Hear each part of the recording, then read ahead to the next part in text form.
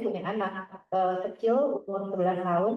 Yang pertanyaannya memang kalau zaman saya bertanya nomor HP-nya, saya ngalamin BB-nya berapa gitu kan ya. Nomor HP-nya berapa, anak saya sekarang udah problemnya ID-nya apa.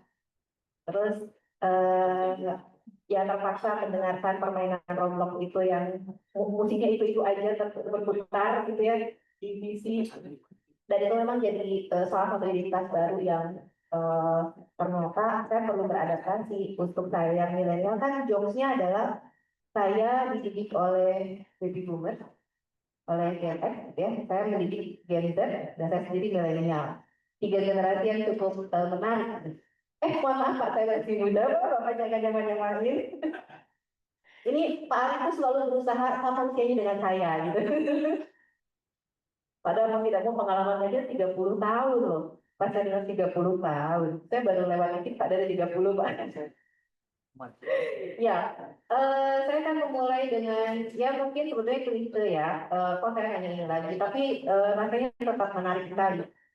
Kalau dan ini bukan hal baru saya rasa di komunitas kita semua mengenai AI itu saat ini kalau menurut saya pribadi ya kita memang akan digantikan oleh AI. Itu pasti, sudah pasti. Saya aja bikin resume bapak-bapak ini pakai AI kok barusan gitu ya dengan semudah itu sebetulnya. Tapi ada pengalaman lain yang tidak bisa didapatkan. Nggak mungkin saya mendapatkan cerita-cerita yang di balik kita cerita menarik tadi yang anaknya minta identitasnya Roblox gitu. Kalau tidak mendengar langsung. Jadi AI ya AI membantu dari teks saja tadi dibantunya. Tetapi kalau hal-hal lain ilmu yang saya dapatkan memang melalui mendengarkan secara langsung. Jadi memang belajar dari kelas. Jadi saya tertarik dengan tadi belajar itu di kelas. Perbaiki di kelas bukan di hotel bukan di mana. Tapi Pak Arif mohon maaf nih kalau saya di kelas saja sebagai pegawai saya nggak dapat jalan-jalan Pak. Jadi belajarnya kalau di kelas aja saya nggak dapat anggaran untuk jalan-jalan. Saya nggak dapat ketemu orang lain, saya ketemunya murid saya lagi. Dosen, kalau sebagai dosen, masa lagi.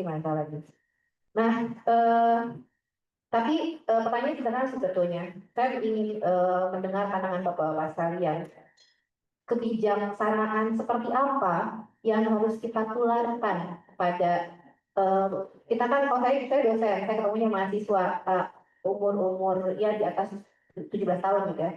Tapi kebijaksanaan seperti apa yang saya perlu sampaikan kepada mahasiswa saya atau mungkin rekan-rekan guru kepada guru-guru atau rekan-rekan developer game pendidikan. Seperti apa kebiasaan yang sampaikan kepada audiens kita supaya melihat AI ini memang sebagai alat bantu. Karena beberapa waktu ketika AI mulai booming, saya pribadi ketika bukan AI saya mulai merasa oh saya tidak bijaksana menggunakan AI ini.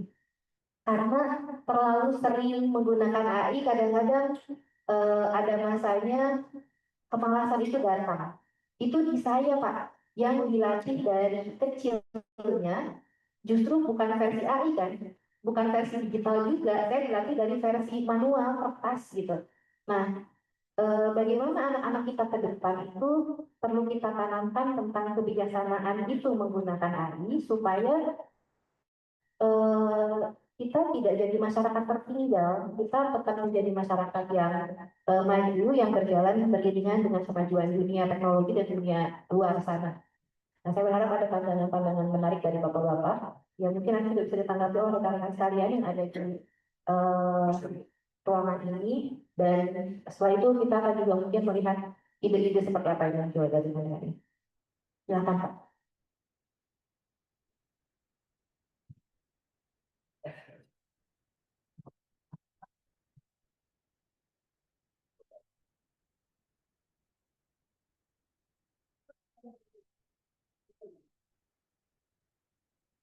Oke, kalau sendiri dengan saya, mungkin agak baik saya jawabnya.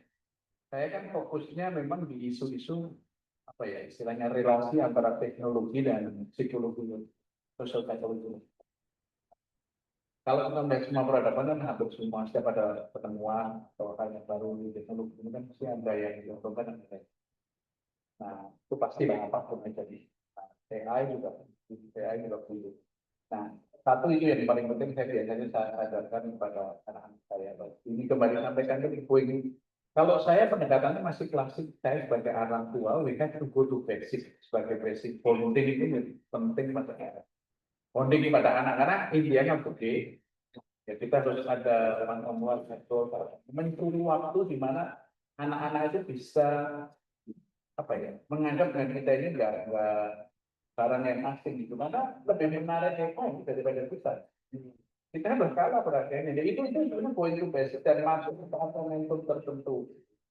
Dan itu satu kedua, nah ini kan selalu saya tekankan di sistem pembelajaran itu bukan masalah jawaban kita ini kan masuk di dunia di mana kalau dulu nyari informasi zaman dahulu kita harus pergi ke mana, kalau di mana harus belajar ke jauh kemana.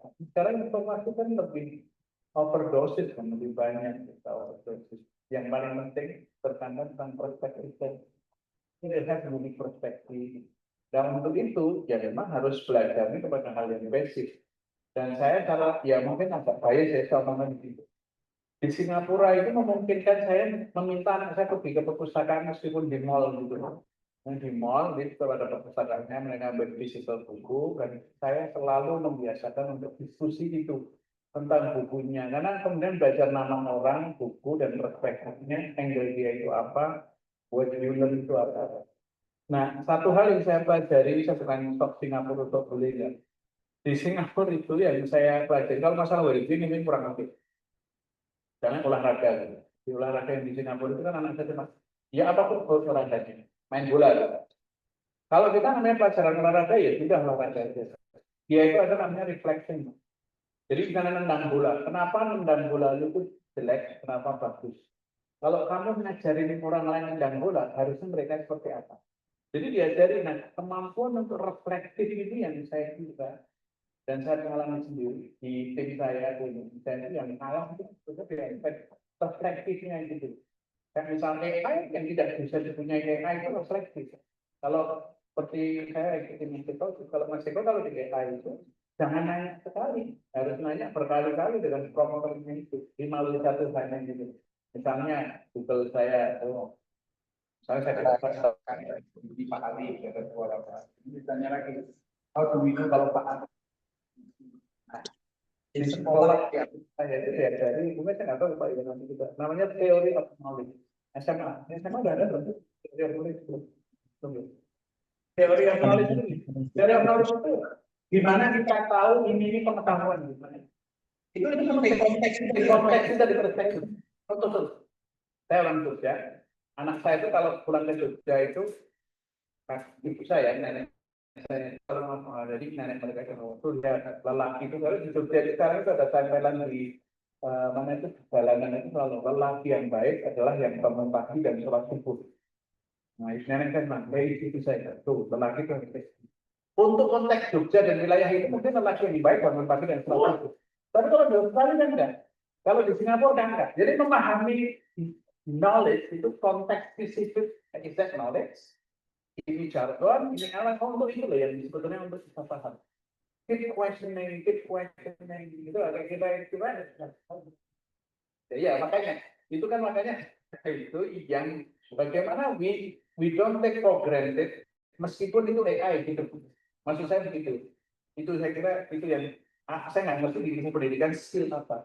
Kalau di saya itu adalah saya sebut sebagai intellectual humility tadi.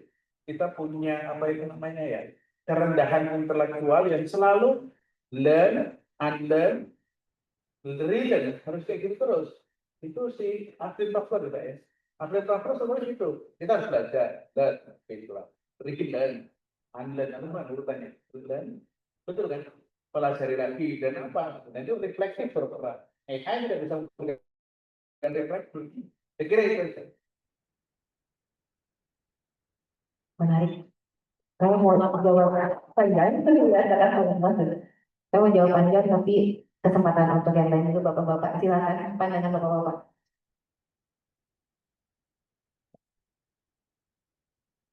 Luar biasa pertanyaan. 1971 Seymour Papert dosen MIT. Beliau menulis buku judulnya Children, Computers and Student Thinking. Tahu saya di perpustakaan ada kuning di kuning. Dan itu dibangun dari hasil penelitian yang judul penelitiannya adalah membangun data science lewat laboratorium AI. 1971 Pak. Saya baca dalam laporannya saja pakai. Itu awal AI muncul pertama kali menurut saya di dunia itu oleh Seymour Papert pada 1941 dari ya. Dan di halaman tertentu dia menulis ujungnya adalah ini agar siswa dengan dirinya sendiri mampu mengeksen. Kemudian ujungnya adalah menjadi intellectual agent, agen pemproses intelektual. Saya ini merujuk ke bukunya Seymour Papert dan itu populer sekali pada itu. Jadi dengan kehadiran awal yang pencetus AI, beliau menulis di bukunya.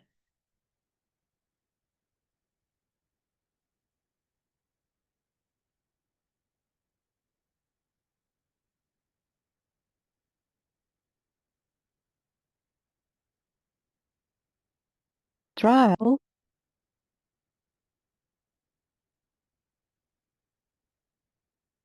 Trial.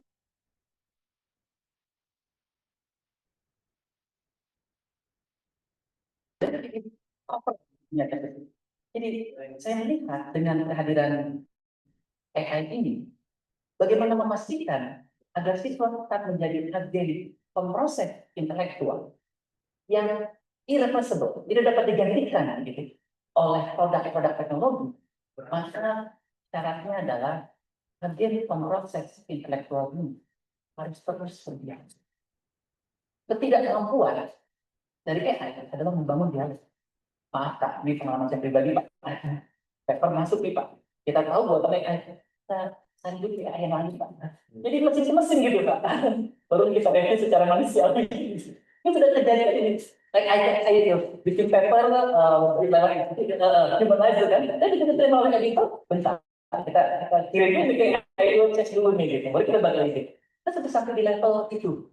Nah, bagaimana membangun dialog itu untuk generasi muda kita, even kelas yang tradisional, kelas yang dengan AI, itu tantangan.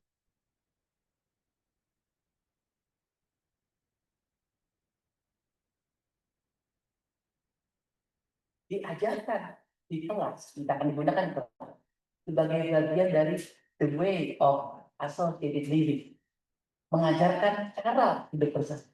Jauh banget, betul. Nah, inilah tantangan. Ketika guru tanpa AI, kuliahan tanpa AI, kita sudah mengalami. Ketika dengan AI pun, maka akan terjadi dekadensi dialog yang semakin minimalis. Padahal ruang dialog itulah yang membangun siswa-siswa generasi muda sebagai agen memproses informasi, misi awal diciptakannya AI. Nah, membangun itu memang harus berasal dari saya dengan istilah Pak Hani Buddha, intellectual humility atau kerendahan hati intelektual. Kerendahan hati intelektual itu pekerjaan metakognitif. Think about thinking. Ketika saya ingin mengajarkan tentang misalkan Pak deradikalisasi, saya perlu membayangkan apa yang siswa saya pikirkan tentang deradikalisasi. Ketimbang berpikir saya akan mengajarkan deradikalisasi, saya lebih baik berpikir apa yang siswa saya pikirkan tentang deradikalisasi. Maka ada shift, ada bergeser pemikiran dari cara the way of teach menjadi the way of learn. Maka ini bergeser dari mengajar profesional menjadi belajar profesional. Untuk gurunya, bukan untuk siswanya ini, untuk gurunya gitu. Itu mungkin yang bisa saya sampaikan. Terima kasih Pak Aris. Dua dari dua. Masih ada dua lagi. Tapi dari dua ini titik beratnya sama menurut saya, komunikasi. Satu komunikasi basic, satu bagaimana komunikasi dengan cara berdialog. Ya, masih ada Pak Catur dan Pak Ari ini ya. Baik, pertama-tama saya mengucapkan terima kasih atas undangannya. Kami dari Pengurus Besar PGRI mengapresiasi luar biasa acara ini. Kami dari organisasi guru tentu memandang bahwa memang perlu ada perubahan dalam hal kemampuan guru dalam mengajar. lagi dengan era teknologi seperti saat ini. Ya pandemi kemarin jadi pembelajaran penting lah buat kita bagaimana bahwa guru itu perlu menguasai teknologi. Tapi saya sepakat dengan bapak-bapak tadi bahwa kunci utama walaupun teknologi itu penting dalam hal ini, tapi manusia, kemampuan manusia itu. Jadi kalau ada kata Prof. Eko Indrajit, sahabat saya bilang bahwa saat ini guru harus menguasai teknologi. Tapi guru tidak akan tergantikan oleh teknologi apapun, karena memang manusia ada memproses informasi semuanya. Tapi guru yang tidak menguasai teknologi pasti akan ditinggalkan oleh zaman, karena guru-guru yang lain demikian. Nah, PGRI menaruh harapan betul, karena memang apalagi guru-guru kita dengan hampir 4 juta guru, Pak. Ini kan memang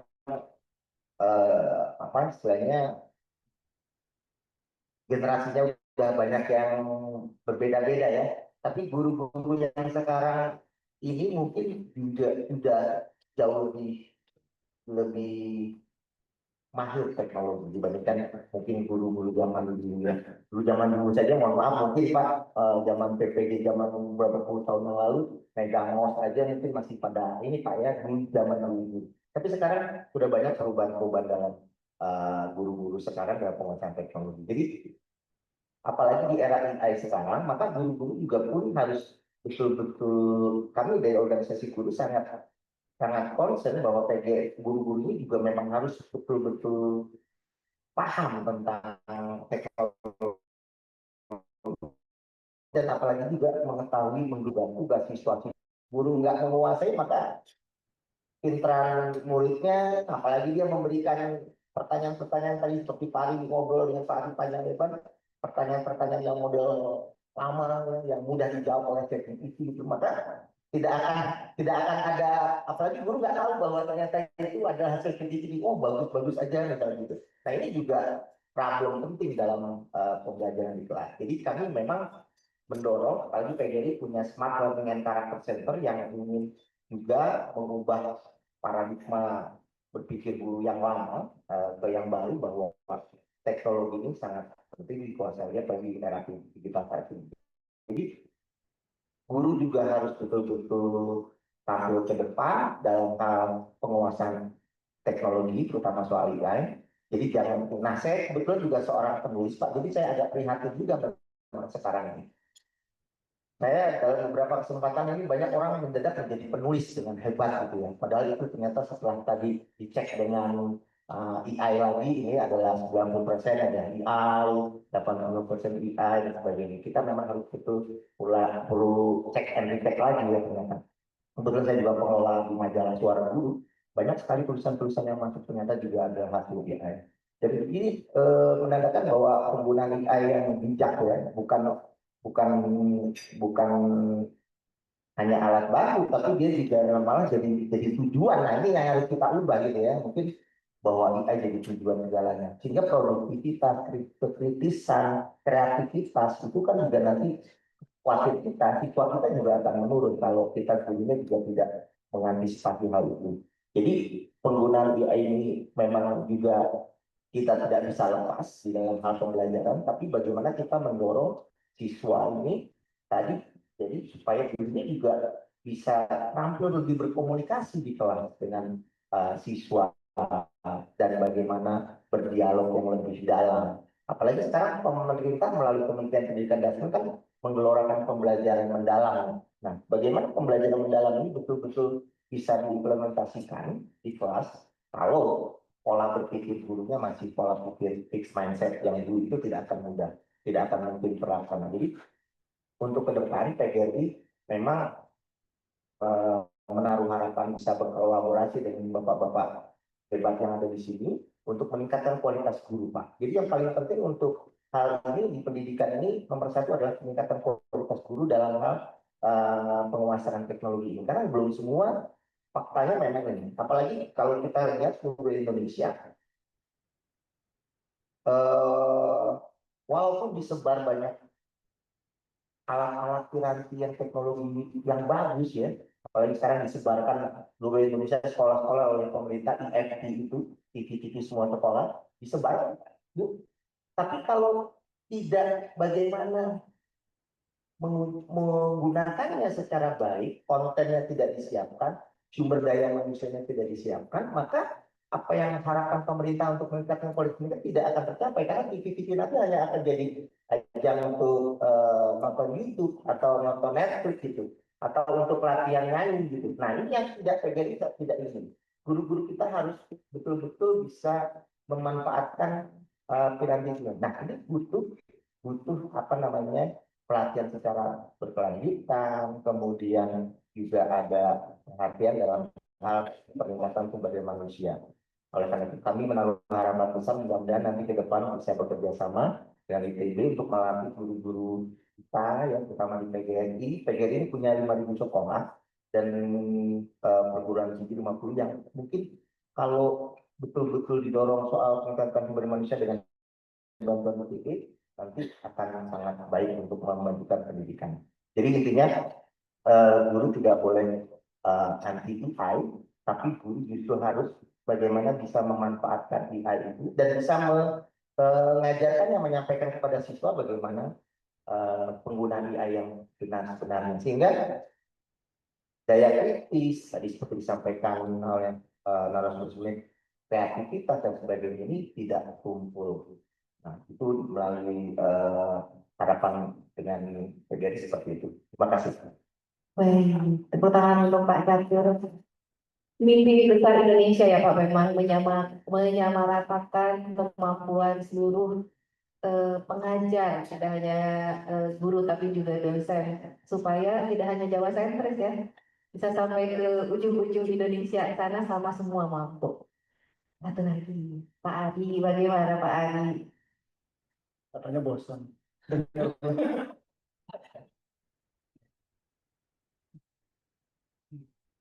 Ya, makasih nih Mbak Nima. Ya, kalau saya melihatnya dari kacamata engineer. Jadi kalau bicara AI, just saya kira betul. Seperti teknologi yang lain tidak dulu, kita sudah tahu itu tidak bisa ditahan, sudah pasti.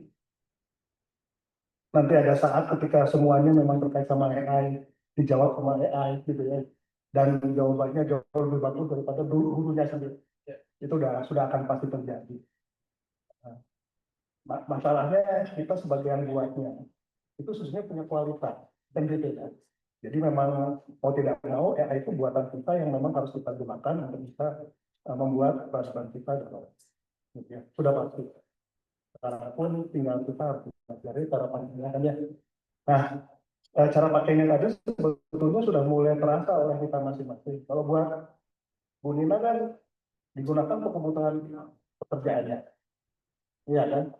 Yang itu mungkin cara pakai yang proses. Ya, karena bukan berarti saya jadi pemalas, bukan, lebih produktif. Berarti kerjaan yang saya kurang, kita perlu nambah, kan gitu ya.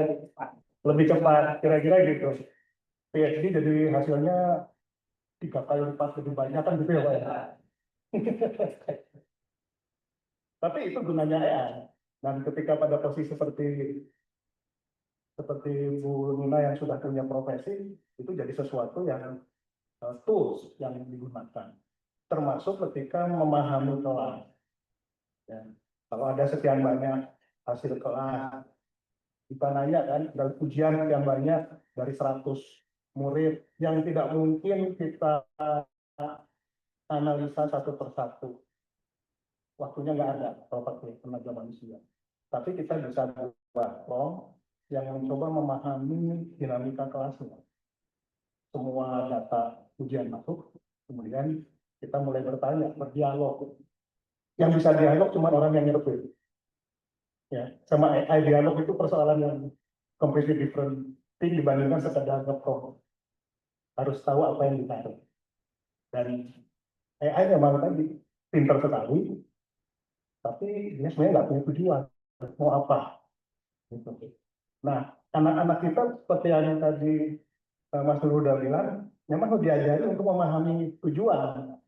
Kalau dia belajar kalkulus cuma just simply for good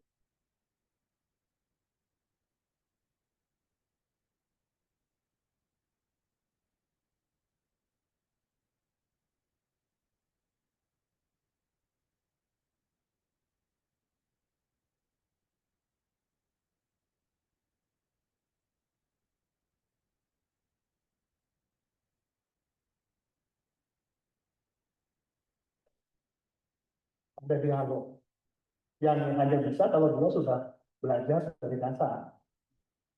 Kalau dasarnya nggak dapat ya dia nggak bisa nanya. Nah, akhirnya kita sebagai pendidik itu mulai harus membuat kurikulum yang efektif sebetulnya Pak. Tapi mungkin di awal itu akan berat. Tapi begitu dimulai ternyata 80% pekerjaan guru udah dikerjakan oleh AI. Gitu. Itu yang malah membuat kita jadi sadar, oh AI sangat berguna. Membuat peradaban kita jadi lebih produktif, anak-anak kita jauh lebih pintar, gitu. Hanya penggunaan yang tepat dari AI itu. Dan itu yang saya memang ingin kita diskusi karena itu bukan sesuatu yang sudah ada jawabannya. Bahkan untuk pelajaran yang sangat obvious kayak matematika. Matematika itu sudah jelas sangat eksak ya. Tapi eksak itu sekarang sesuatu yang malah paling cepat diambil alih oleh AI. Ya, kan? Malah tadi diskusi tentang kemanusiaan malah sesuatu yang open problem yang diskusi dengan AI-nya harus lebih baik, hati-hati. Itu yang saya kira memang jadi PR kita bersama untuk bisa memahami bagaimana kita bisa membawa AI tidak jadi dewa kita, tapi tetap jadi tools kita karena kita selalu berada di atasnya. Itu yang saya bilang. Kalau kita kuat-kuatan dengan kerbau zaman dulu Pak, udah pasti petani itu kalah, kan gitu. Nah ini kita kalau sekedar seperti dokter yang menghafal cara diagnostik dengan sekian banyak data penyakit yang ada di dunia dan itu sangat, dia akan kalah sama WebMD yang kalau kita masuk tinggal saya punya penyakit ini langsung muncul kemungkinan penyakitnya apa. Dan di situ ada memang penyakit kita, sangat sangat akurat. Nah, tapi kalau untuk bisa tahu persis mana penyakitnya, kita harus dialog dengan lab, dengan keseharian kita, dengan misalnya sensor temperatur dan lain-lain. Oh ternyata saya punya masalah kalau sore panas lagi, jangan-jangan kena infeksi nyamuk kan gitu kan. Itu kan sesuatu yang hanya orang yang paham yang bisa menggunakannya dengan efektif, termasuk kita sebagai guru maupun siswanya. Nah, tugasnya Mbak Nina kan cari cara untuk membuat itu mudah buat orang. Mungkin itu aja. Terima kasih Pak Ari. Ya, ya jadi dapat tugas baru ya jadi. Yang kemarin belum selesai Pak. Baik, rekan-rekan sekalian, seperti yang tadi sudah didengar ya, ternyata ada beberapa sudut pandang gitu ya. Sudut pandang dari sisi yang keilmuannya memang lebih ke sosial, kemudian dari sudut pandang yang dari ilmu pendidikan, dari pengurus, para guru dan juga teknologi. Akhirnya semuanya sama ya, soal manusianya, bukan soal teknologinya, soal manusianya. Dan akhirnya kembali juga ke berbagai dasar komunikasi, dialog, kemudian juga ilmu-ilmu yang akan mendasari semua pertanyaan yang juga AI. Rekan-rekan saya mau buka diskusi barangkali. Baik, ada tiga dulu ya. Bapak yang di belakang dulu barangkali karena pertama angkat tangan. Silakan Pak.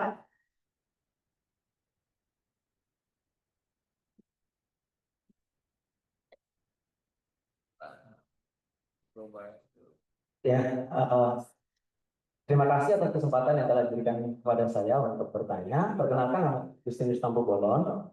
Saya saat ini bersama dengan tim Udinara dalam pengembangan berbagai board game dan juga pelatihan game untuk anak-anak dan juga untuk guru.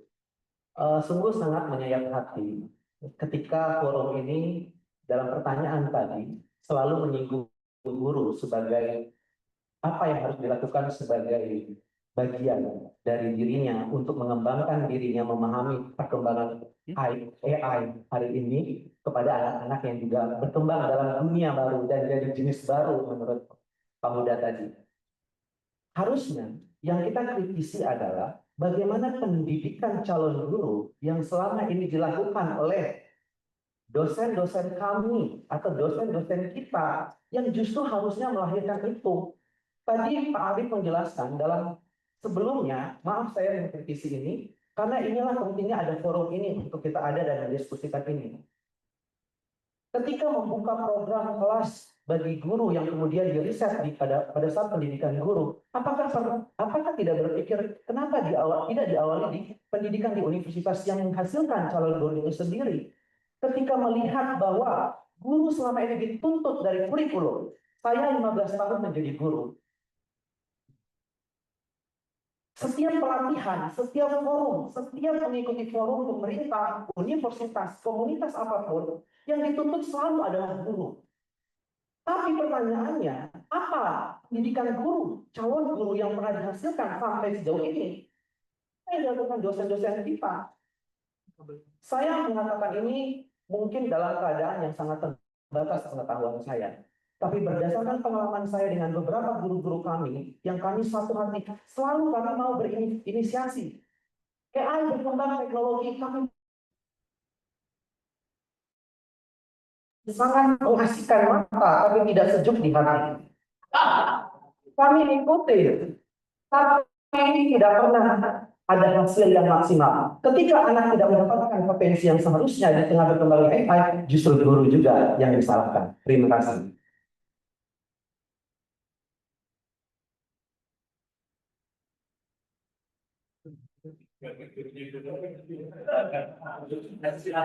Bapak saya organisasi dulu.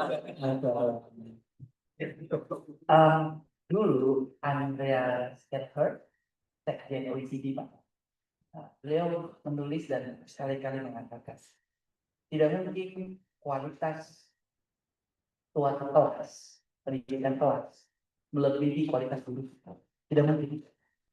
Tidak mungkin kualitas pendidikan suatu negara melebihi kualitas guru. Saya kuat Pak, saya kuat. Sehingga memang ada penelitian 67% kualitas belajar itu ditentukan oleh guru. Kemudian yang saya menarik dari data Bapak tentang calon guru atau TEI, Teacher Education Institute, yang kalau LPTK sekarang sekitar ada 30-an Pak, tapi kalau digabung dengan swasta ada 400-an Pak. Jadi diduga mungkin dalam 5 tahun ke depan kita mungkin sudah dapat kapasiti dari guru. Kalau laju pembentukan guru itu dengan dari sekitar 400 itu smooth begitu Pak, ini perkiraan saya. OECD menggelar survei Pak, Bapak mungkin sudah pernah mendengar PISA, itu untuk siswa. OECD juga menggelar survei untuk guru dan kepala sekolah. Namanya TALIS, bukan yang di Bogor itu Pak ya. TALIS. Ya, kita pernah di bawah Pak. Itu Teaching and Learning International Survey 2015. Kami melihat Indonesia daftar di TALIS Pak, dan saya sangat optimis. Tapi kemudian seperti politik, TALIS tidak jadi itu. Jadi ingin tahu kualitas siswa kita dibanding siswa dunia, cek TIMS, cek PISA. Ingin tahu kualitas guru kita nggak ikut. TALIS itu kita nggak ikut Pak. Jadi kalau ini didengar oleh pengambil kebijakan, saya sangat rekomendasi ikutlah TALIS. Kita akan tahu kualitas guru di kepala sekolah kita dibanding dunia. Karena cara terbaik tidak ikut kualitas lokal. Ada lagi survei namanya ITE, Initial Teacher Education. Kita pun tidak ikut TALIS. Jadi kita tidak tahu bagaimana kualitas pendidikan guru kita dibanding dunia. Hasilnya mungkin disorientasi, saya tidak mengatakan salah, tapi mungkin disorientasi, tapi tidak ada komparasi. Nah, terkait yang Bapak sampaikan tadi, bagaimana yang dilakukan oleh calon guru, sekolah calon guru? Tadi Pak, unsur pertamanya adalah boleh jadi ada disorientasi karena tidak comparable. Tidak comparable karena tidak ikut survei. Kita membenci ranking mungkin, tapi untuk urusan sesuatu kita lihat ranking kan. Kita tidak suka dengan survei perbandingan, tapi melihat sesuatu, lihat IPB, NTB, kita cek rankingnya para jurnal itu. Yang kedua, di slide ketiga sebelum akhir, ada yang disebut dengan transposisi didaktis. Bagaimana paling kiri ya Pak ya, pengetahuan di kampus, itu mungkin pengetahuan calon guru, justru diperbaikinya dari proses yang terjadi di dalam kelas. Bukan semata dari training per minggu kembali ke sosialisasi, tetapi training yang terjadi di dalam kelas. Dan transposisi didaktis ini sebetulnya menghubungkan antara profesi dengan bagian profesinya. Sebagai contoh Muhammad, dokter kemudian dosen mengajar kedokteran, maka koneksi profesinya adalah praktek di rumah sakit, di lembaga kesehatan. Yang didiskusikannya adalah penyakit pasien, obat, maka menjadi profesional dokter. Lawyer, profesional lawyer, maka diskusinya adalah kasus-kasus di persidangan yang sedang didiskusikan. Guru sebagai profesional teacher, diskusinya apa? Diskusinya adalah menggibahkan pembelajaran. Jadi saya sebagai di TEI, LPTK begitu, apa yang menunjukkan diskusi profesional saya? Ya harus gibah, tapi menggibahkan pembelajaran. Pembelajaran itu adanya di kelas, baik kelas di sekolah maupun kelas di kampus. Ini yang mungkin di LPTK kami masih merasa sangat perlu ditingkatkan, Pak, bahwa koneksi kami dengan apa yang terjadi di kelas, baik perguruan tinggi ataupun di sekolah. Itu yang mungkin menjadi gap antara ujung pengetahuan kasus dengan apa yang terjadi di kelas, termasuk dalam bahasan AI. Semoga menjawab ya Pak. Menjawabnya sedikit, semoga tidak kelas. Terima kasih.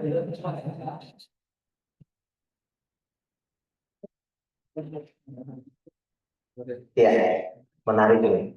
Pertanyaan yang bagus sekali. Biasa kebetulan saya guru juga, saya organisasi guru, jadi pertanyaan dari Bapak tadi menarik.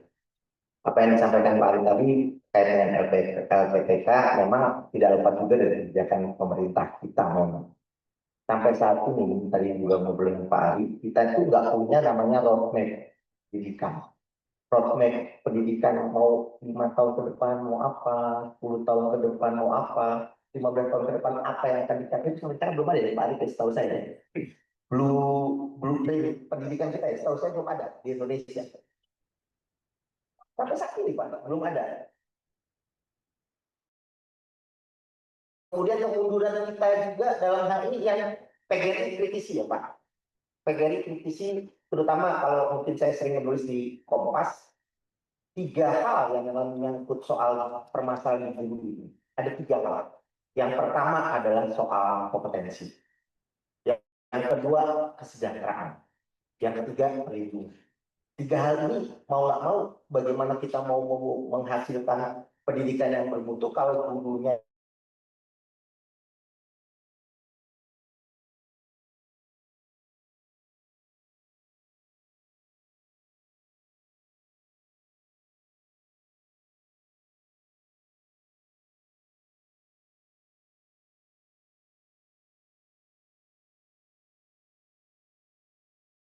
karena kedokteran tidak ada. Tapi kalau guru satu profesi terbuka. Betul Pak, nggak ada lagi SPP kan Pak. Satu-satu jadi guru semua asal bisa ikut PPJ dan bisa profesi terbuka. Nah yang kemunduran lainnya adalah hal pendidikan yang menurut saya adalah dengan mulai dari tidak adanya SPG dulu. SPG dihapuskan tahun 1980-an, 90-an. Kemudian sekarang juga ada perubahan dari LPTK. Kalau dulu kita masih mendengar ada IKIP yang betul-betul pendidikan ya. Sekarang udah ada transformasi ya Pak ya. Jadi UPI. Universitas pada IKIP punten ya Pak. Enggak, ini bercandaannya Pak Ari, mohon maaf. Ini hanya bercanda. Saya juga alumni UPI Pak. Artinya perubahan-perubahan status itu membuat roadmap kebijakan pendidikan soal teacher factory tadi, apa produksinya guru lah, produsennya guru itu nggak ada Pak, nggak jelas produsennya. Tadi Pak Ari menamakan tadi ada 400 lebih dengan swasta. Roadmapnya bagaimana, supply demand-nya bagaimana, sehingga banyak yang mungkin supply demand tadi katanya udah over capacity. Bahkan saya mengkritisi Pak dalam beberapa kesempatan izin pendirian LPTK juga harus diperketat. Harus pemerintah. Kan banyak juga Pak yang ada yang sekolah-sekolah di Ruko produksi dan sebagainya, sekolah perguruan di Ruko itu ini perlu ditertibkan juga.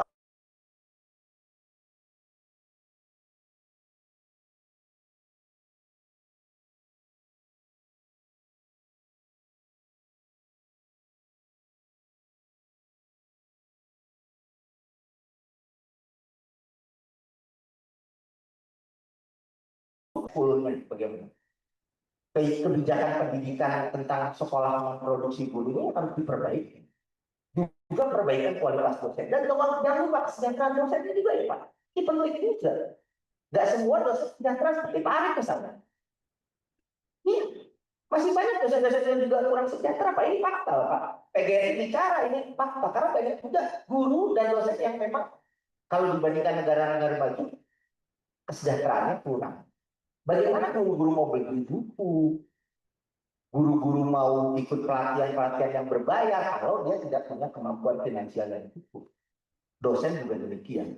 Jadi menurut saya, yang apa Bapak tadi sampaikan ini PR bagi mudah-mudahan para pengambil kebijakan melihat seperti ini bahwa ke depan ini harusnya ada redesign kebijakan pendidikan dari hulu sampai hilir, dari hulu dari mulai produsen LPTK-nya selaku produsen guru sampai ke continuous professional development. CPD-nya tuh harus betul. Jadi jangan guru setelah lulus dapat ijazah terus dia PPD terus dia biarkan begitu saja, mungkin hanya dapat dari komunitas. Dia harus betul-betul dikawal CPD-nya, bagaimana continuous professional development-nya, termasuk organisasi profesi gurunya. Kurikulum juga yang tadi yang lupa disampaikan juga harus jangan berkutat hanya soal sisi administratif. Saya juga sering menyampaikan bahwa sebetulnya guru adalah kurikulum hidup. Jadi guru-guru saya ketakutin Bapak Ibu. Kalau setiap pergantian menteri, jujur, takutin guru-guru. Enggak ya? Karena biasanya ganti menteri ganti kurikulum. Itu ininya, PMO-nya begitu kan. Nah, makanya waktu pergantian menteri ini, alhamdulillah mungkin tidak ada sekarang, tapi mungkin ada pelatihan pembelajaran mendalam, whatever lah namanya.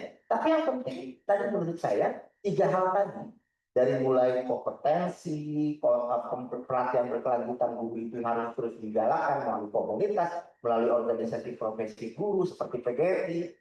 Organisasi profesi guru seperti PGRI ini mitra strategis pemerintah yang membantu pemerintah untuk terus mengawal dalam hal peningkatan kompetensi guru, kemudian kebijakan, masukan-masukan kebijakan dan sebagainya, termasuk dalam hal usulan-usulan peningkatan kesejahteraan guru.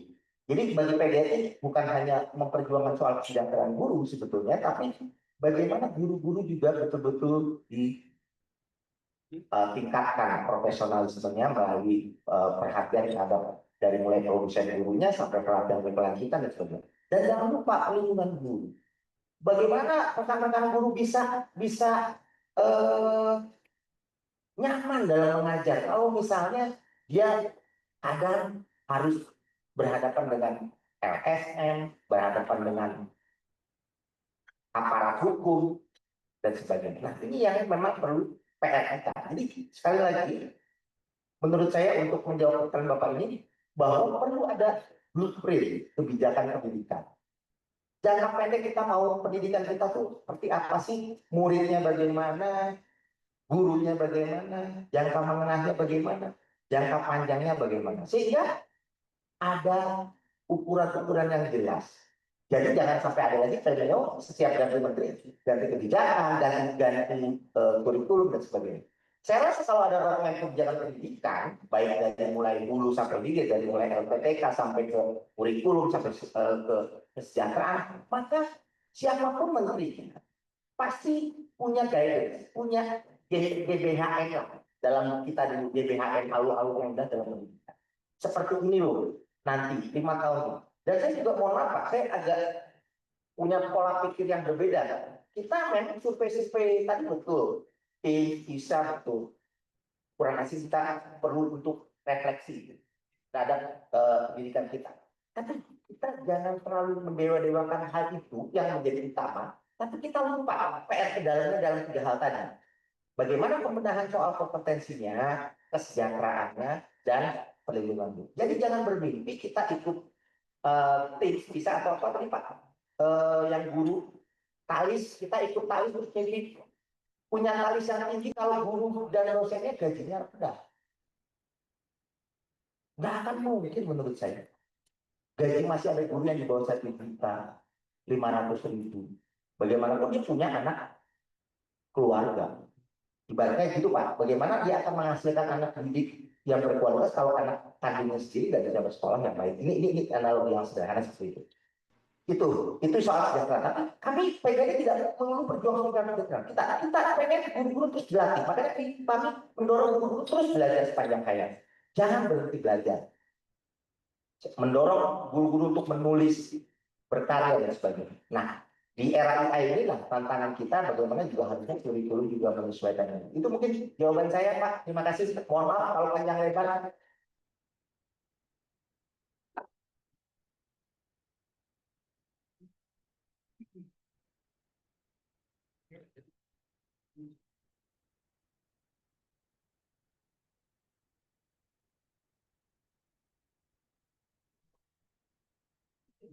Halo, Assalamualaikum warahmatullahi wabarakatuh.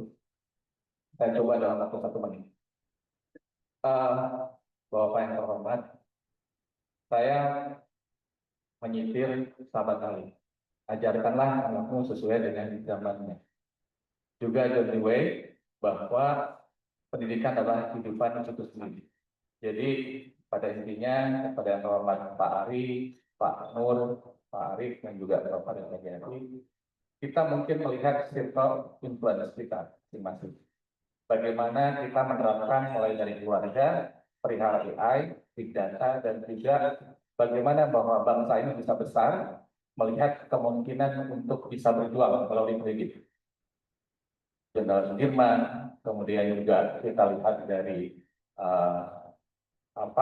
Sumpah Pemuda dan sebagainya. Memang ayam dan telur ya, fasilitas dan sebagainya. Tapi kalau pendidikan itu kembali pada kitanya, insya Allah akan jaya bangsa. Terima kasih. Assalamualaikum warahmatullahi wabarakatuh.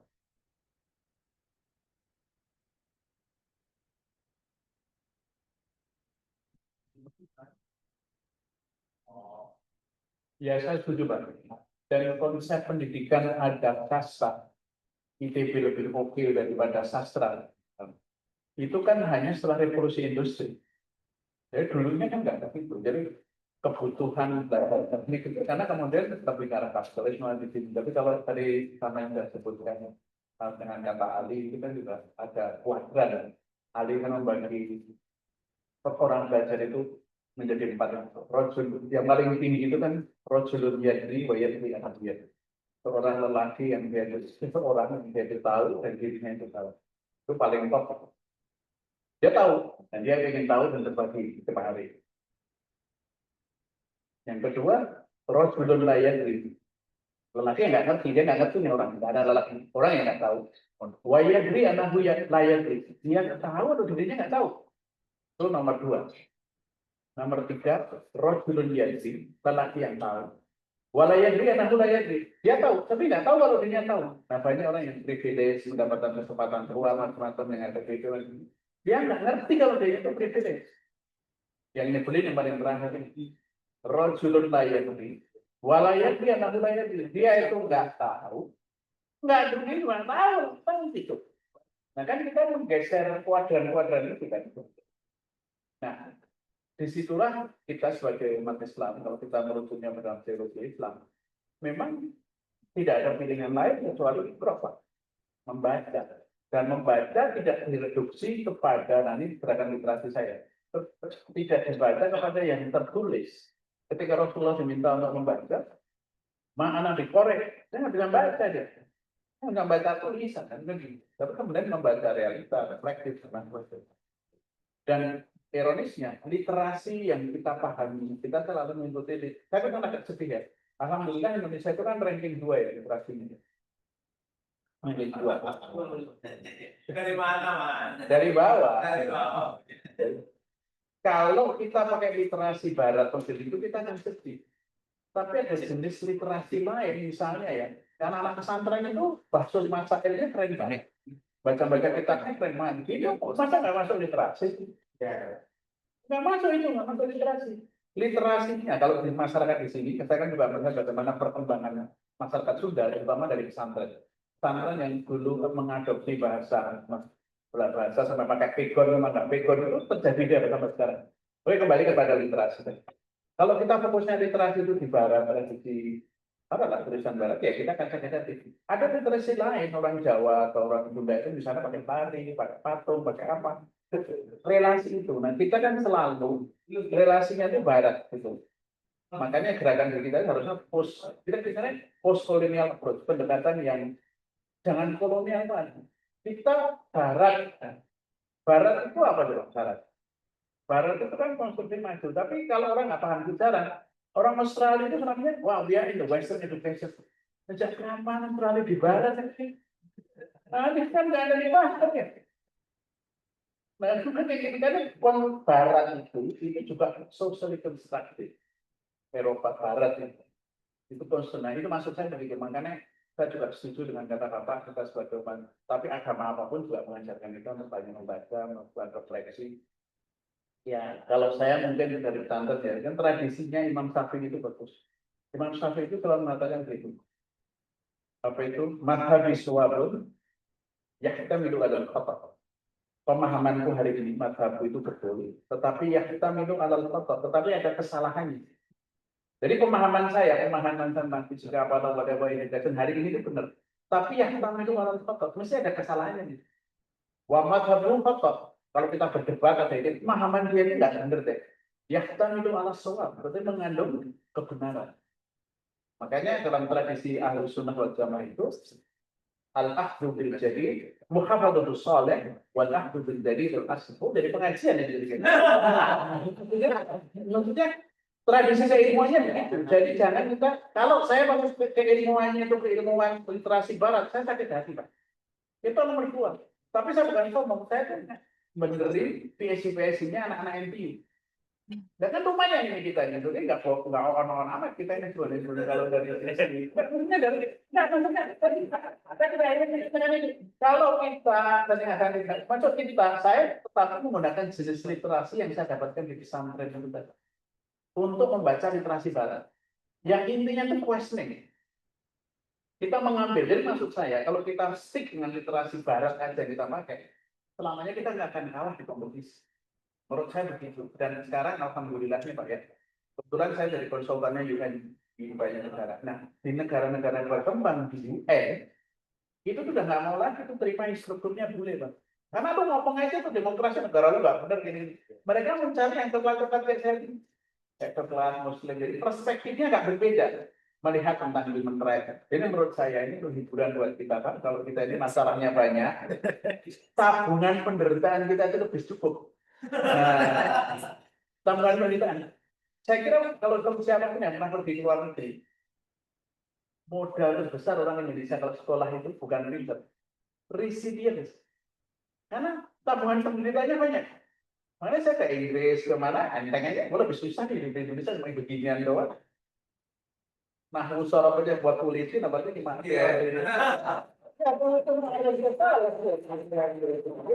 Jadi jangan pernah kita berpikir hanya dengan tradisi barat, dan barat itu adalah socially constructed. ITB, Bapak ini lebih keren dari sisi teknik, hanya setelah dalam revolusi industri. Sebelum itu ya knowledge is knowledge, benar?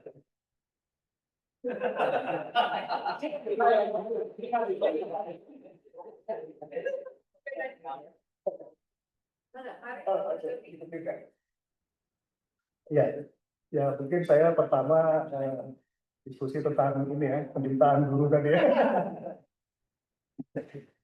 Iya, tapi saya kira betul.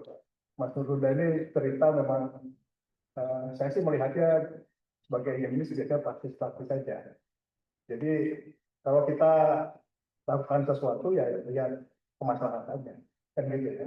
Dan saya kira banyak sekali hal yang kalau kita bisa baca keliling gitu ya. Ada banyak hal yang betul-betul berada dalam jangkauan kita bisa selesaikan seketika gitu ya, dengan apa yang kita punya gitu ya. Tidak harus tadi gitu. Oh ini pentahapannya harus begini gitu ya. Seperti Pak harus itu P4 dulu gitu ya. Kalau mau kerja aja. Tujuannya apa? Di substansi itu sudah ada tujuan-tujuan yang sangat jelas terlihat di depan kita. Kalau buat AI ya tadi bantu orang, kan gitu ya. Ada yang harus bisa dibantu dengan teknologi, dengan engineering dan lain-lain itu untuk kemaslahatan kita itu ya kan orang pasti akan kemaslahatan kita itu udah pasti hukum alamnya begitu. Dan eh, biasanya kita kalau dari bawah tadi per individu sudah punya cara pandang yang seperti itu, saya kira nanti kita dengan mudah Pak tadi menyelesaikan banyak hal. Karena betul pemerintah itu makin lama makin kecil sebetulnya, walaupun sekarang masih besar. Tapi masih besarnya karena kita sendiri, Pak. Misalnya apa? Ada banyak hal yang kita bisa langsung buat kok dengan yang kita punya. Ilmunya sudah ada. Masalahnya kita tidak mau aja. Gitu. Dan tidak ada gerakan untuk membuat kita produktif misalnya. Tadi kita bandingkan kenapa negara besar kita ini ya, yang 300 juta kok kalah sama yang sangat jauh lebih marah dari kita, India misalnya. Tapi mereka ternyata bisa buat banyak hal sendiri. Dan banyak hal bukunya saja sekedar nyetak saja punya mereka. Loh, kita juga tinggal nyetak kan bisa, gitu kira-kira gitu. Tapi ada banyak hal yang membuat kita tadi tidak bisa melihat apa yang ada di depan kita dan kita bisa lakukan. Tapi itu bicaranya jadi revolusi ini ya, revolusi alat. Mungkin itu sesuatu yang sebetulnya betul-betul kita perlu lakukan nanti. Ya Mas Buddha ya, mungkin. Jadi kalau kita semua punya, ini saya kira hari ini hari kita bertemu dengan sekian banyak teman. Dari situ kita berharap banyak persoalan kita bisa didiskusikan sehingga kita bisa dapat solusi yang dari mulai yang jangka pendek bisa kita lakukan sekarang dengan NTU mungkin ada kerjasama. Nah ada juga yang kita bersama-sama nantinya Pak, bareng-bareng kita membuat barisan yang kokoh, kita coba cari hal-hal yang memang kita selalu bersama-sama untuk bisa berhasil. Dan saya kira itu semangat yang harus dilakukan. Kalau saya kira soal guru itu lebih ke curhat gitu ya. Karena yang sengsara itu bukan cuma guru. Dosen yang sengsara, PNS yang sengsara, dokter aja yang sudah begitu masih ngeluh kan gitu ya Pak ya. Ya kan GP dan lain-lain ternyata juga masih ngeluh semuanya. Jadi jangan-jangan masa kita karena kita ngeluh terus. Sekian banyak orang. Gitu. Saya ngeluh karena wah kok kolesterol saya tinggi, darah tinggi, loh olahraga dong, gitu. Itu yang kadang-kadang mungkin begitu. Walaupun memang harus ada yang diperbaiki secara total mungkin. Tapi itu sambil jalan, olahraga dulu. Nah, mungkin gitu. Terima kasih.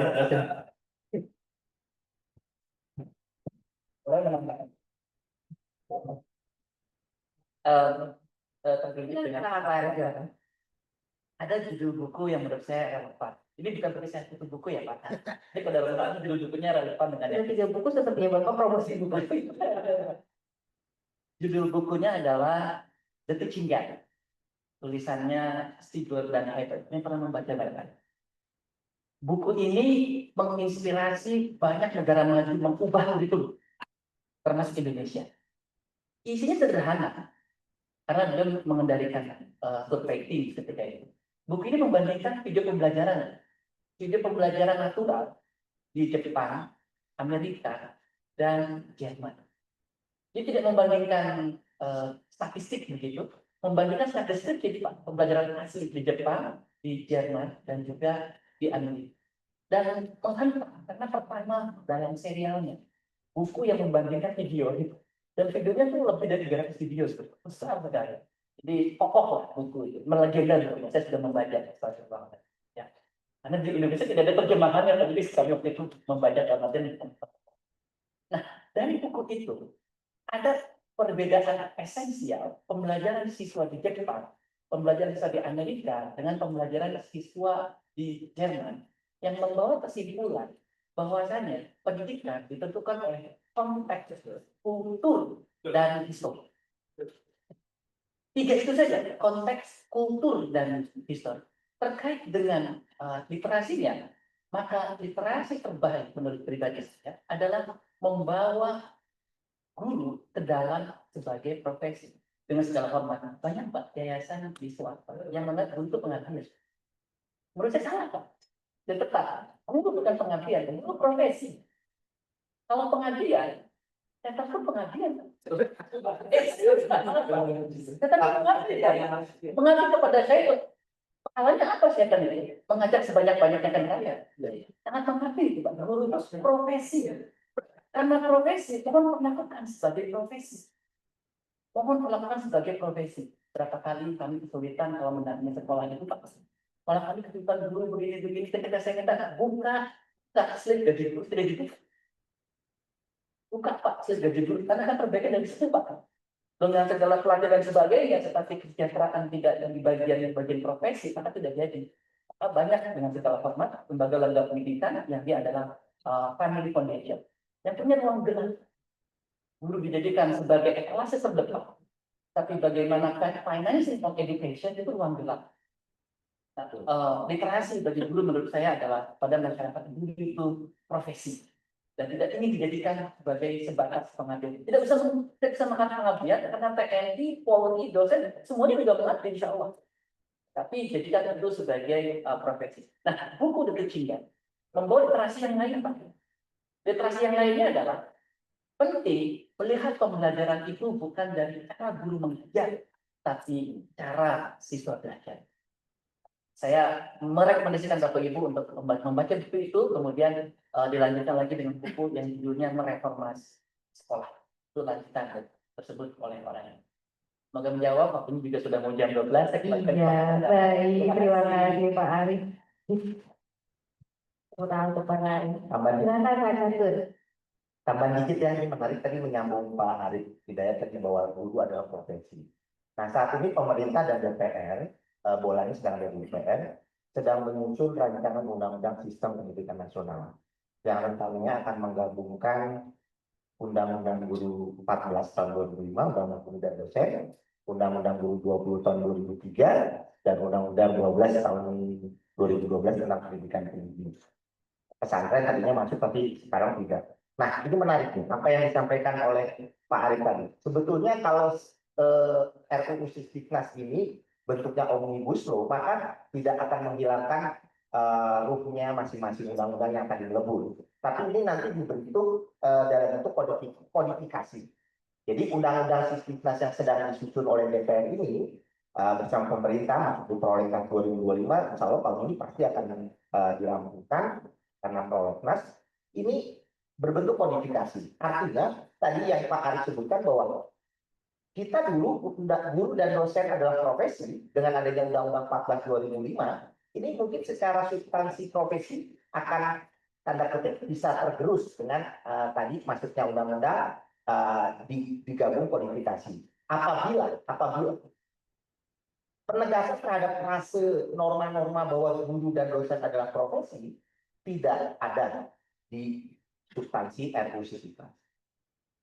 Makanya PGRI dalam hal ini mendorong kita semua masyarakat pendidikan, apalagi guru, universitas organisasi guru, untuk mengkritisi tadi nafas dari RUU Sisdiknas ini, agar tadi penegasan bahwa guru adalah dan dosen sebuah profesi ini betul-betul tegas lagi.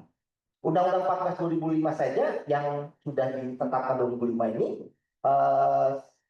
berdasarkan ada paper dari kalau nggak salah dari Bank Dunia yang menyebutkan double substantif, kalau nggak salah double formatif, yang menyebutkan ternyata tunjangan profesi guru dan dosen diberikan 2 kali, tapi kok tidak meningkatkan kualitas pendidikan. Tapi ada sisi gelap yang lupa yang disampaikan bahwa ada kebanggaan terhadap profesi dengan adanya tunjangan profesi guru dan dosen itu. Jadi ada kebanggaan bahwa guru dan dosen adalah sebuah profesi. Jadi kalau menurut saya untuk meningkatkan kualitas pendidikan tadi, penegasan terhadap guru dan dosen adalah sebuah profesi, ini perlu nafasnya masuk dalam RUU Sisdiknas yang akan yang sedang disusun oleh DPR.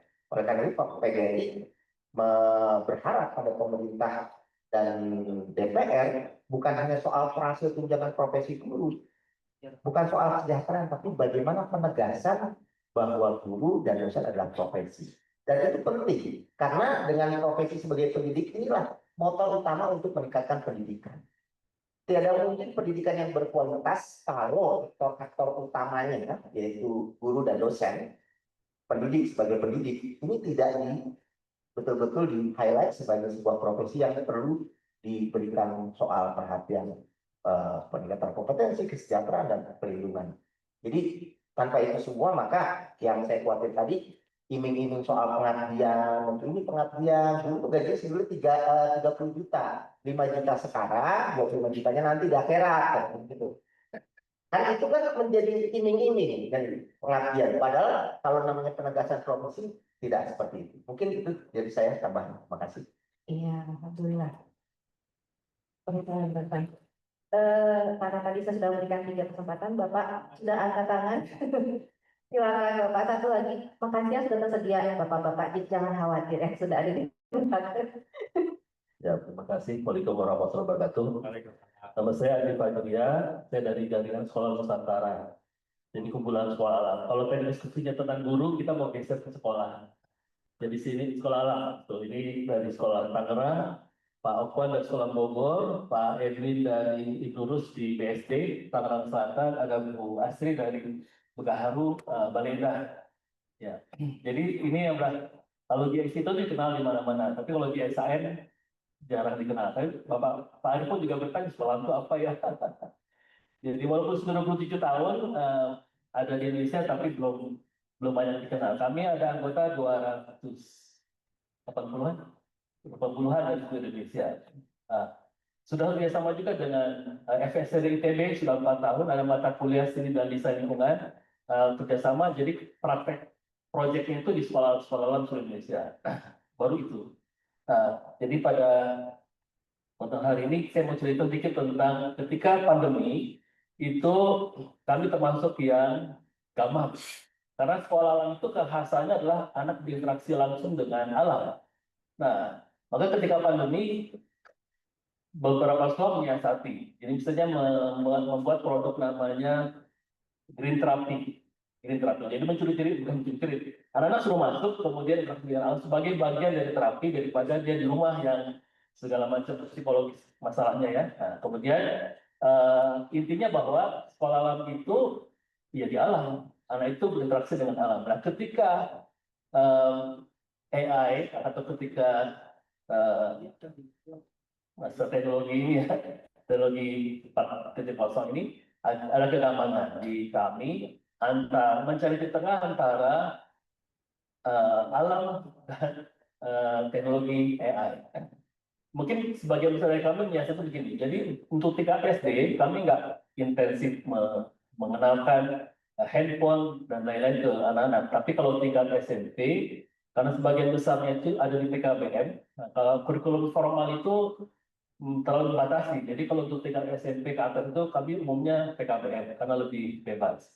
Nah, kami mulai di SMP dengan sedikit kegambaran tentang teknologi ini karena ketika remaja awal kan banyak hal yang dia pengen tahu tuh, akhirnya dia browsing hal yang nggak pantas gitu. Itu bagaimana kita memagarinya. Tapi kami melihat peluang bahwa kita kan menuju ke customized education atau personalized education dari kalau kata Pak Arif ya. Kami sedang menuju ke arah sana. Jadi bahwa pendidikan itu harusnya custom per anak, bukan lagi per kelas. Jadi program yang kami buat itu udah si A, si B, si C, walaupun satu kelas 7, tapi program si A dengan temannya si B dengan si C itu udah beda. Jadi kalau di sekolah lain itu sekolah buat program dulu, anak masuk ikut program itu. Kalau kami dibalik, anak masuk dulu, observasi sebulan, baru kita buat programnya. Nah, jadi personalized education itu. Nanti kita kembangkan dengan masyarakat. Jadi misalnya kalau anak bilang bakatnya masak, kalau guru itu ketika anak diuji masakannya, paling ketika dicoba, oh ya enak ya.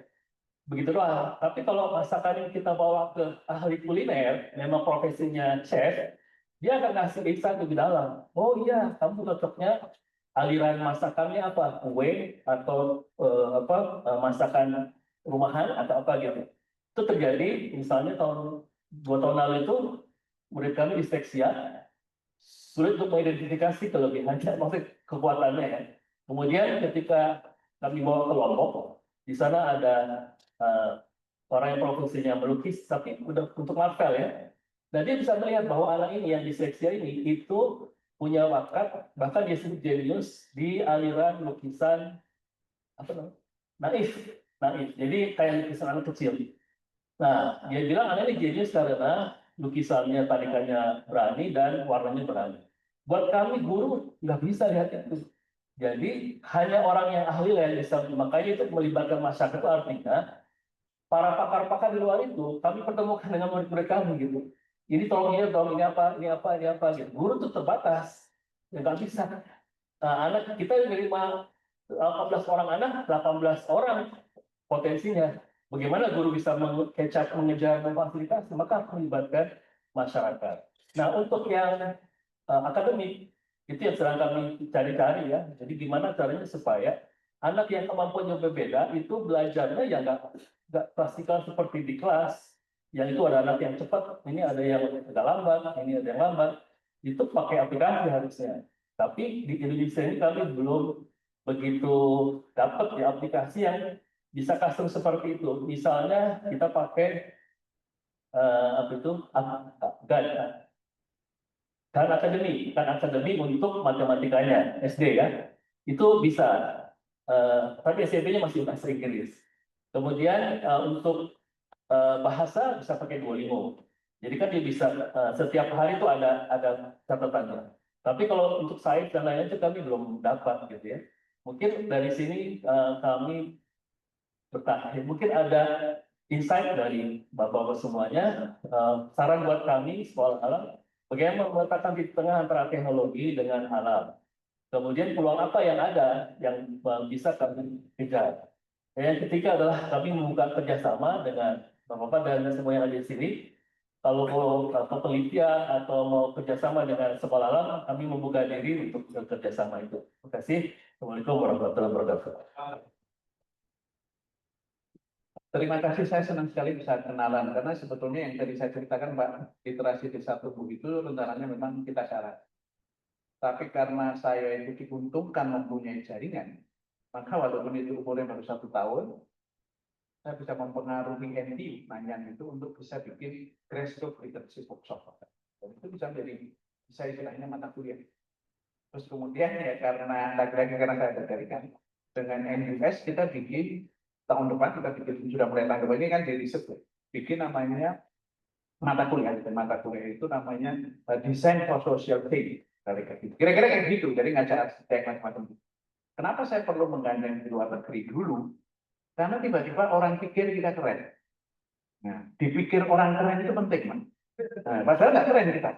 Tapi dipikir orang keren. Tiba-tiba UGM yang itu lebih canggih dari kita, kayak mikirnya gimana sih caranya? Atau nanti TP Nah, serius, that is the strategi yang saya senang. Karena sebetulnya saya termasuk orang yang, mohon maaf, tidak begitu percaya dengan formal school. Karena perubahannya yang terlalu cepat dunia ini. Mohon maaf, ini saya nggak tahu orang dari belum bisa merefleks tambah nanti jadi tambah curhatan para guru gitu. Adik saya guru. Dia itu kalau sebelum masuk menyiapkan panjang banget. Istri saya dulu dosen. Misinya itu panjang banget. Sekarang dia udah isi pada dosen. Jadi kalau masa di Indonesia itu menyiapkan materi apa. Jadi banyak banget haknya gitu. Karena apalagi kalau di Indonesia kena rezim fokus pening lagi. Nah itu pening lagi. Oh itu. Nah maksud saya kembali dulu. Dengan adanya bikin kegiatan seperti ini, saya tidak jadi banyak. Tetapi kita bisa mulai berpikir kreatif. Itu bisa minimal yang saya tahu di Singapura ada ketertarikan itu. Di Australia, dengan lulusan Australia itu juga ada ketertarikan di situ melihat alternatif learning gitu. Dan ini kan kenapa saya langsung mau dengan kegiatan kayak seperti ini karena tagline-nya itu integrated learning gitu, Pak. Challenging the existing status quo of learning. Kalau di kajian saya kan sebetulnya kan untuk para aparat keamanan itu, karena kan saya banyak di khusus Bolivia, rata-rata keamanan itu supaya kalau silakan yang belajar lampu solowi, orang itu jangan merniung ala sukun, dia jangan apa itu terus-terusan belajar itu, dia harus punya kemampuan adaptif terus-terusan untuk melihat dengan berbagai macam perspektif. Dan bukan saya terus security, kemajuan di teknologi hari ini itu rata-rata dari kelompok teman-teman security. Internet itu mana ini dari teknologi bisa kemudian diarahkan ke yang lain. Nah maksud saya kembali ke Bapak tadi Yang perlu kan sudah ada asosiasi. Nanti memang perlu menggandeng lembaga pendidikan yang bisa mengamplifikasi. Tadi kan di poin terakhir itu tersedakan yang siapa yang disampaikan tadi itu. Ada aspek poin terakhir yang mungkin segera dipikirkan bersama itu Pak, adalah aspek komunikasi dan information and communication. Information itu maksudnya kerja-kerja baik teman-teman sekolah alam itu didokumentasikan dan kemudian diceritakan kerja-kerja baik itu dengan storytelling yang oke. Contoh tadi Bapak tadi bercerita tentang anak yang kebutuhan khusus, tapi kemudian ada industri yang mampu spot. Itu luar biasa, karena di Indonesia secara statistik kurang berkebutuhan khusus itu 8 juta. 8 juta Pak, Singapura itu 5 juta. Yang 8 juta itu ketika bareng Singapura tenggelam gitu Pak. Itu yang punya kebutuhan khusus. Itu gitu. Nah kita ini belum, dan kadang pendidikan di kita itu masih seolah-olah semua sama. Nah, dipahami kita itu pakai istilahnya GEDS itu, gender equality, social dan social inclusion, gender equality sama social inclusion itu penting banget, menginklusi. Nah, begitu. Misalnya contoh di Hong Kong saya ada dengan social entrepreneur itu, ada intervensi yang memang dia khusus untuk berempati, untuk tidak semua orang itu tinggi seperti saya. Kalau pakai apa itu, kalau naik bis itu Pak. Nah, tapi ada yang pertumbuhannya terbatas karena berbagai macam hal itu. Itu ada kan. Jadi mendesain ininya itu naik turun biar indah, itu ada yang tinggi ada yang rendah. Sekecil itu pun ada restoran di Hong Kong itu. Karena saya biasanya untuk mengajari empati kepada orang yang nggak bisa melihat. Jadi kalau masuk itu supaya dia berempati. Karena orang itu berempati kalau nggak terasa ini. Nah, saya kira perlu banyak kita dan saya suka karena masuk Asuka ya, Asuka itu social entrepreneur.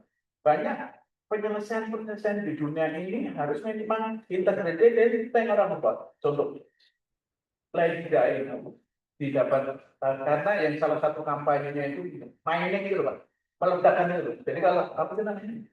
Line mining itu dulu itu tuh bikin ranjau-ranjau itu menurut saya milik ya. Pakai orang kata meninggal, orang mati atau lebih susah. Orang Belanda keren banget. Apa yang dia lakukan?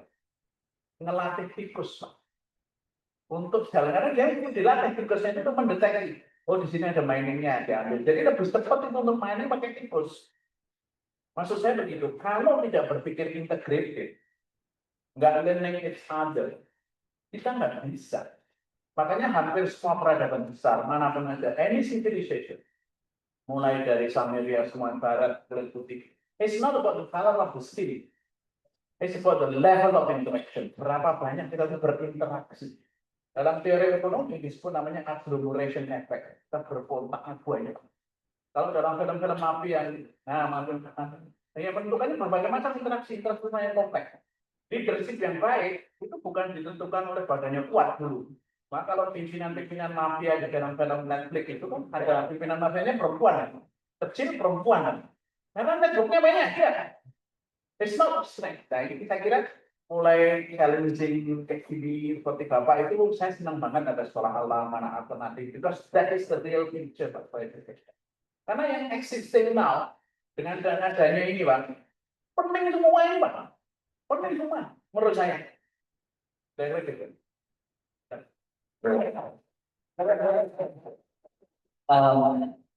Yang saya tahu Pak ya terkait dengan sekolah. Kalau kita menuju kembali ke zaman Plato, itu namanya skole atau sekolah. Ini waktu luang untuk berpikir. Jadi orang-orang yang ini itu kirim anak-anaknya daripada kamu di rumah sendirian, nggak jelas kamu seperti Plato. Dan itu ruang terbuka Pak. Ruang terbuka, Plato duduk, orang-orang pada anak-anak muda pada mengiringi ngobrol begitu. Awal sekali rootnya sekolah begitu, sekolah ya. Karena motivasinya adalah kamu datang ke Plato, karena Plato itu punya keunggulan. Jadi fungsi sekolah dari akarnya, sekolah itu adalah center of excellence, pusat keunggulan. Tulis saya Bapak Ibu, jujur saja gitu. Kenapa Bapak Ibu kirim anak Bapak Ibu ke sekolah yang sekarang sedang ditempuh? Karena kita memandang di sekolah itu ada pusat keunggulan. Maka sekolah-sekolah yang terdegradasi pusat keunggulannya ditinggalkan publik tanpa diminta. Bapak Ibu cek ya, maaf sudah bicarakan tadi, pejabat-pejabat distrik anaknya akan sekolah negeri. Mostly swasta, Pak. Mostly ada di Surakarta. Jadi fungsi sekolah didudukan lagi sebagai pusat keunggulan, bukan pusat cuci otak.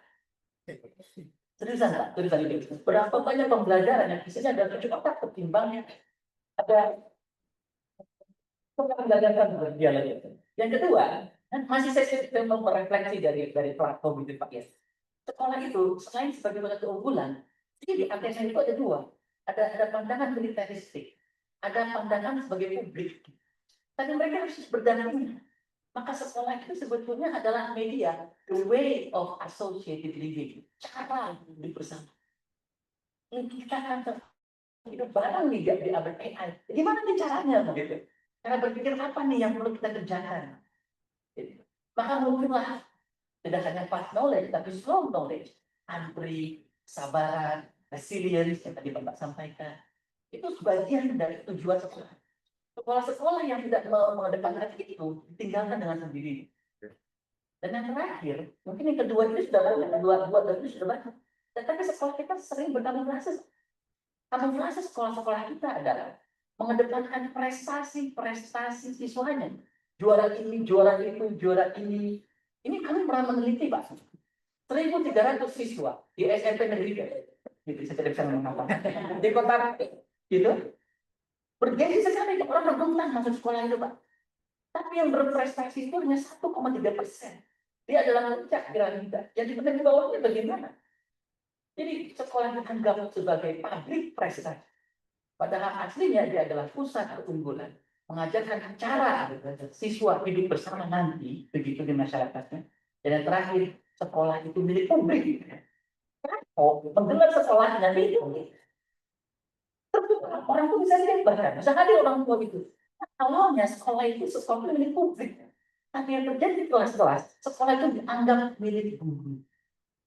The man behind the door. Di Riau, Pak, pekan lalu saya di sana di Pak Wali Kotanya bilang, kan baru, Pak, ada satu SMP yang hari Jumat sore seluruh anaknya ditampar oleh wali kelas.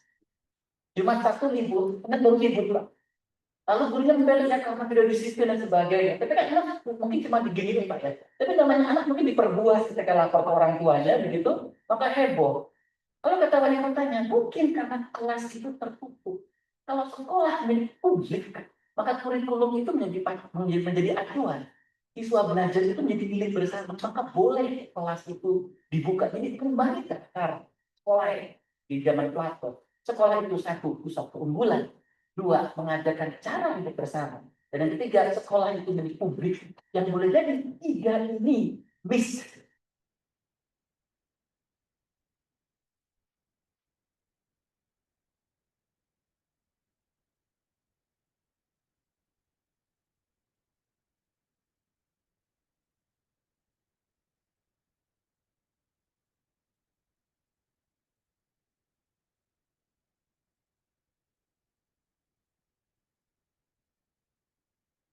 Kita butuh.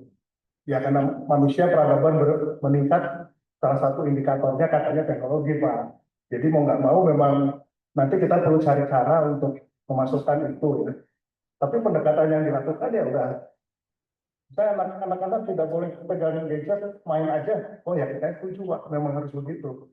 Tapi ketika disuruh ke alam, kan mungkin gurunya terbatas. Kan masalahnya itu, Pak. Sekolah alam itu tadi Plato, tapi biasanya cuma 10 orang, 20 orang paling banyak di taman itu kan, di tamannya Plato. Nah di sini nanti juga kita punya masalah-masalah logistik nantinya, Pak. Yang teknologi kita harapkan bisa bantu.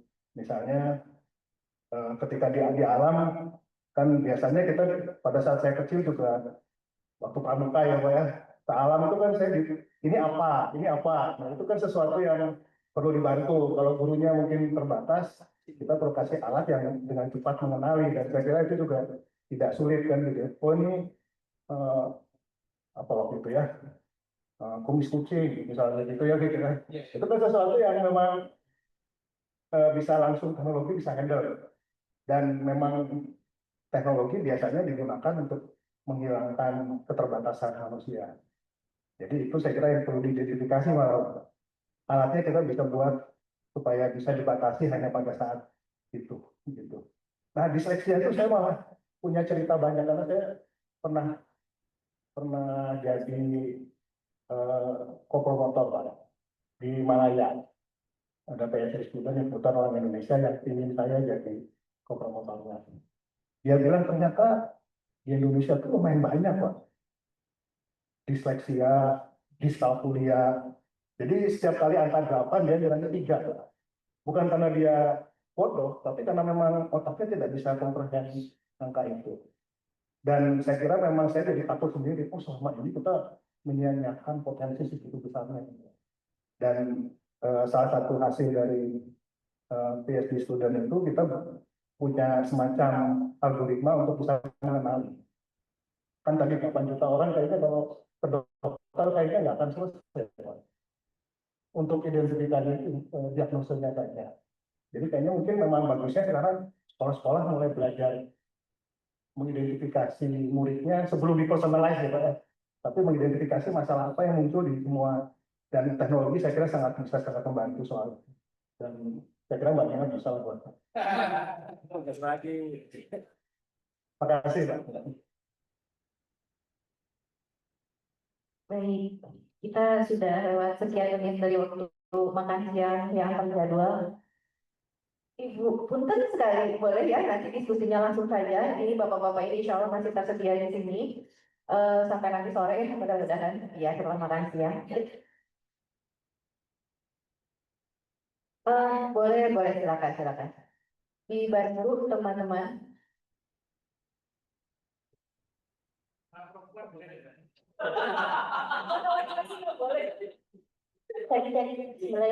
Terima kasih para narasumber yang ada di depan, izin mewakili emansipasi wanita ya. Jadi memang satu suara ruangan ini.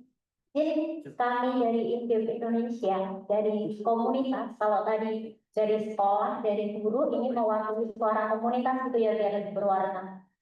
Bapak Ibu, kami di INGEM Indonesia bergerak dalam sebuah kegiatan baik yang integrated learning. Kami mengkombinasikan beberapa materi, metode, dan media yang dikemas dalam game-based learning seperti itu.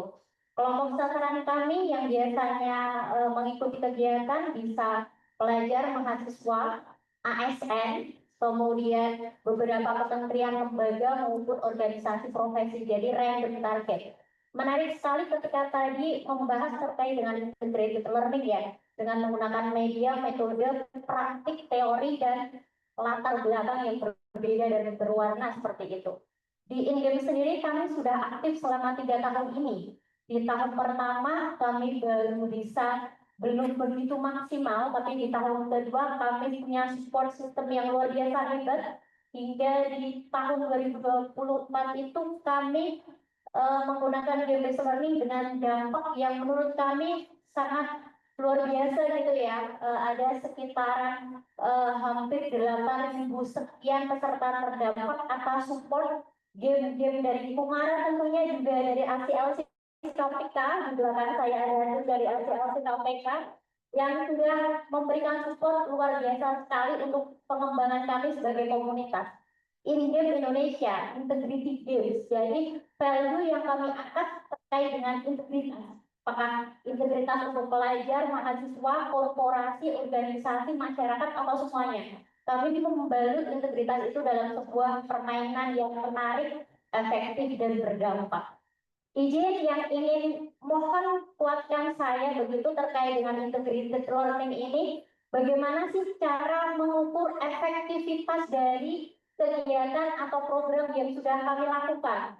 Karena hasil evaluasi game excellent kami di tahun 2024 itu sekitar 60% saja dampak yang kami rasakan. Dan kami berharap akan bisa lebih optimal lagi di tahun 2025. Izin Pak Nur Huda berikan pencerahannya kepada kami untuk di organisasi yang kami gerakkan bersama 5 orang yang tersebar di Makassar, Jawa Tengah, dan Kalimantan. Kami bergerak di 3 pulau tersebut untuk menggerakkan teman-teman di seluruh Indonesia. Terima kasih. Wassalamualaikum warahmatullahi wabarakatuh. Tapi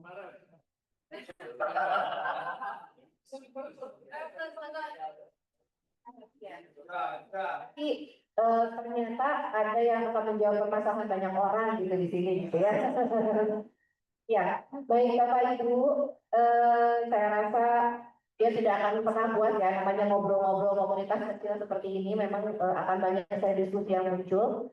Tetapi izin saya menyimpulkan beberapa hal sedikit sekali dari apa yang disampaikan selama diskusi pendek ini. Mulai dari bahwa teknologi sepanjang sebesar apapun, perkembangannya seperti apapun, akhirnya kembali lagi kepada manusianya. Jadi sebagai pendidik, salah satu hal yang saya tekankan kepada diri sendiri adalah saya sedang mendidik manusia. Jadi jangan tinggalkan sisi humanity-nya karena memang itu adalah dasar dari semua ilmu yang kita berikan. Dan semoga di komunitas kita sekarang ini kita bisa terus melanjutkan komunitas kita yang pada Learning Summit ini dimulai dari tahun ini sampai mungkin akan terus dilanjut lagi dan berubah semakin besar.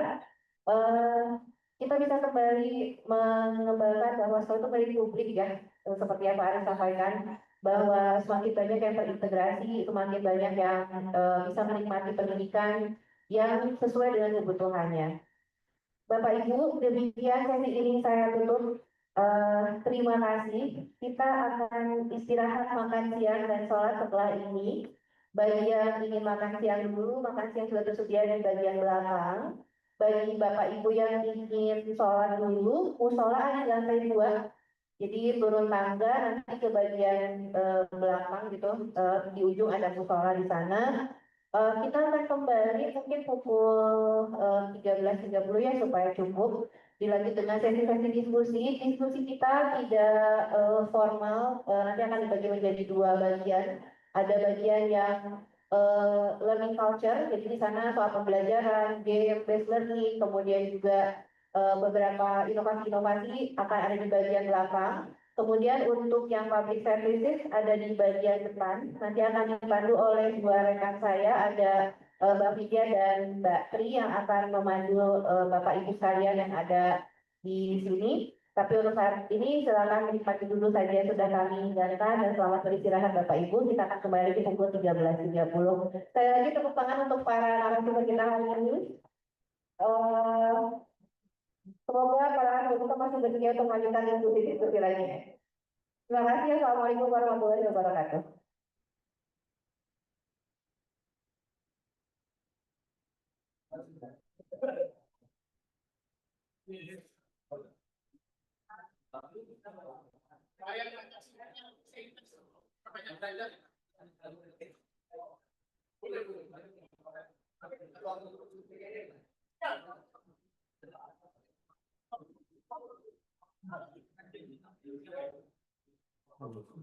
Bapak Ibu, foto dulu kan kumpul di depan aja barangkali.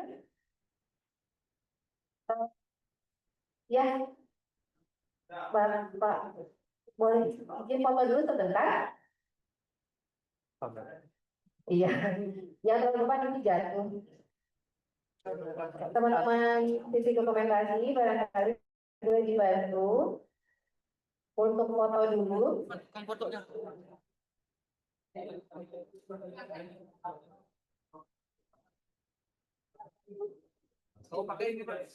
Baik, ada Mbak Caca dan Kang Asep di depan ya.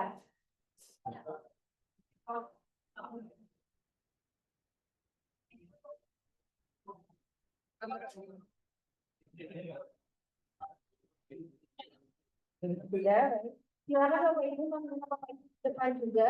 Kita boleh juga ya. Untuk kita berfoto bersama. Rekan ini yang hadir juga. Itu saja ke depan.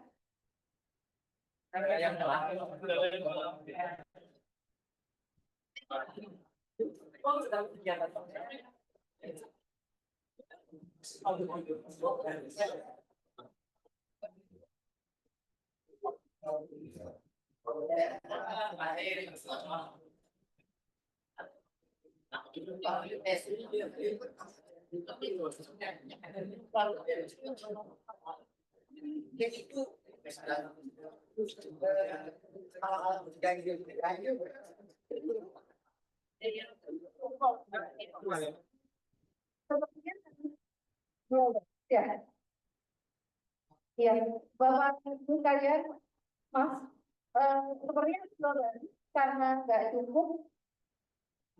Ada yang boleh, tapi nanti jauh lama sih. Boleh? Aduh, maaf ya, Bapak. Kasihan. Pak Nur juga, oh, udah. Nah, oke. Saya izin boleh? Angkat ya.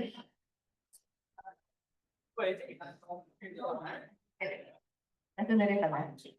Baik, teman-teman ya, mohon sebentar ya menunggu Pak Nur Huda sedang ke kamar kecil.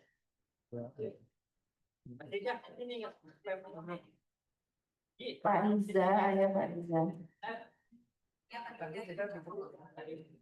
Cukup insya Allah. Yang ada nanti di Pak Nur dan Sos. Baik teman-teman yang ada dulu.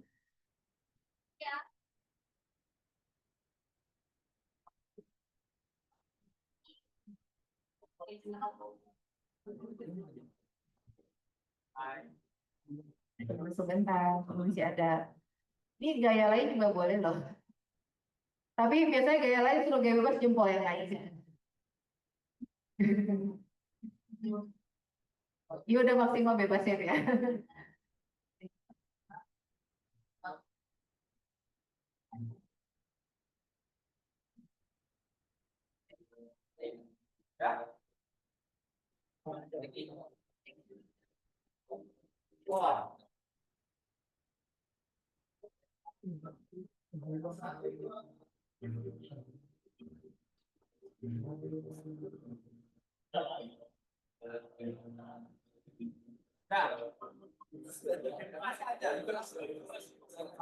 Oke, literasi katanya Bapak Ibu. Oh gitu. Apa? Yang kamu iya.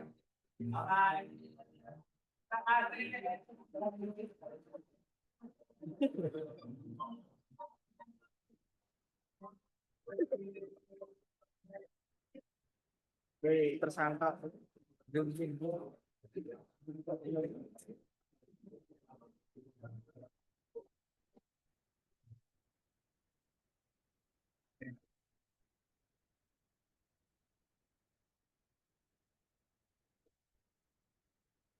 Untuk Bapak Ibu, lokal Indonesia kan dulu kalian.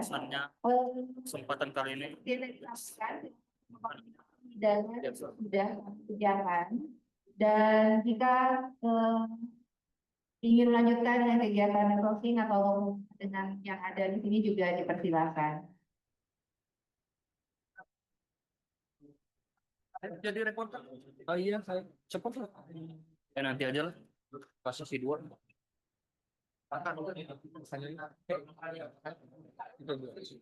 Nanti aja lah. Nunggu peserta dulu. Aku mau ngambil apa hal itu. Di